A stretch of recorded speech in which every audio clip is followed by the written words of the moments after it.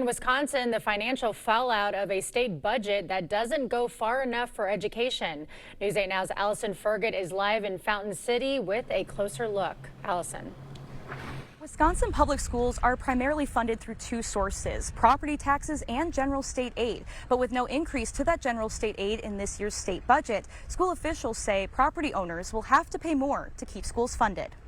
Wisconsin's public school districts are facing a funding crisis, and district officials say inflation is the main culprit. We're about little over $3,000 short per kid, just because of inflation over the past years. As state aid falls behind, a record number of school districts have turned to referendums to bridge the gap. They have to go to their local taxpayers and say, hey, if we want to continue to operate at a rate that's going to continue to keep our buildings updated and safe and our kids getting the best learning experience we can, we're going to have to go to referendum for operational expenses. In 2023, Governor Tony Evers made a partial veto that increased school district budgets by $325 per pupil for the next 400 years. That change created a sense of consistency and certainty for us here in public schools that is really valuable. Allowing an increase is one thing, paying for it another. This summer, lawmakers opted not to fund it with state money. So if districts want it, they'll have to raise district property taxes. We don't want to be the ones that are raising the property taxes without the taxpayer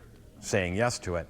But what the state legislature did is made us. White says districts face a no-win situation, tax residents more or face even tighter budgets. We are not going to have a choice. I've talked to plenty of my colleagues, and there isn't anybody saying that we're not going to impose that $325. They need it. That means this year, most Wisconsinites will see a property tax increase from their schools. And for CFC, the situation is even more extreme. The district's assessed total property value increased this year. So now the state is cutting its general aid to CFC by $500,000. So if you have property that's really high in value in your district, you're going to get less revenue from the state because they feel in the formula like you're a richer district because your property values are high. Now, district families will have to make up for that funding cut through their property taxes. All of this as the state sat on a $4 billion surplus during the last budget cycle. What people really need to understand is that if you were operating your own budget this way,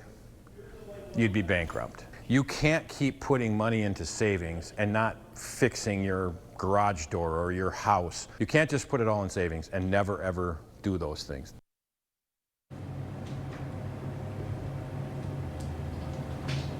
Know about the state budget situation and how it could impact their property taxes. Reporting in Fountain City, Allison Ferget, News 8 Now. All right, thank you, Allison.